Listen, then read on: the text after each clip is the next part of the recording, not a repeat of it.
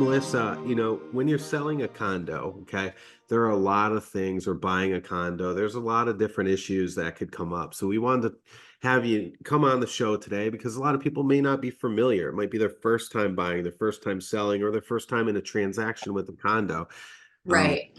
so I'm I curious. think that you just hit the nail on the head, Emilio. Even if you've bought and sold 3 other properties, if you've never bought and sold a condo, this is going to be a whole new language that really you have to understand. And I think disclosure is the perfect place to start, because if you are selling a condominium, you as the seller, with the help hopefully of your listing agent, are going to have an obligation to share a whole bunch of information.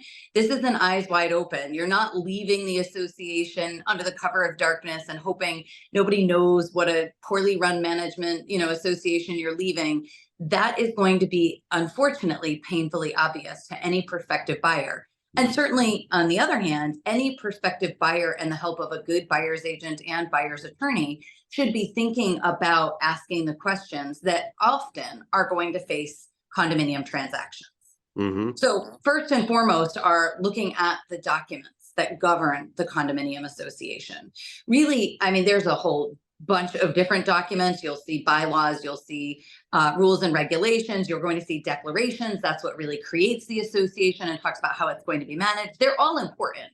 But at the end of the day, if you're doing nothing as a prospective buyer except looking at the bylaws, for me, that's kind of going to take you through your day-to-day operation. And sometimes the associations might call them rules and regulations. Sometimes they might have both. It really depends on how big and sophisticated the association is. First and foremost, though, Emilio, is for buyers to be looking at those documents with the review of an attorney and understand what it is that they are going to have to live with, because there are no giving it back. You can't change your mind. And as a seller, you have to make these documents readily available and as soon as possible, because if the buyer reviews those documents and there's something in there that they cannot live with, well, that is generally, unless waived, a contingency that the buyer can walk away from the transaction, get their deposit back, and move on. So as a seller, you don't want to drag your heels in the hopes that they're not going to find out about something that's coming up, because the longer you drag your heels, the longer into the transaction it's going to go, that's when the buyer can walk away. So just like the seller has an obligation to deliver condo docs at the beginning of the transaction, the seller has an obligation to deliver a resale certificate, which is basically a clean bill of health.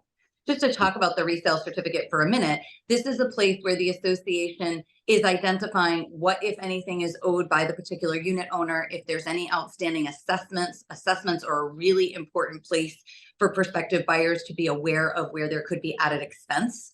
It will also discuss the financial budget, proof of insurance, if there's any leases or violations that have incurred to the unit. And most important, it will be a release of the right of first refusal. If the association has the right of first refusal, this is where the release is recited. So the resale certificate is a kind of a no closing without the resale certificate, because you absolutely need that document to be procured.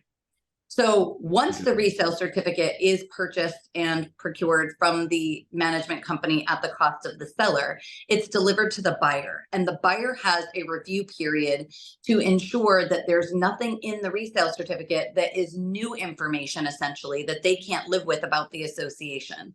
And if they are unhappy with the terms of the resale certificate, they basically can walk away for no reason and say, sorry, we're out. And in that case, turn the expect the deposit to be returned back to them.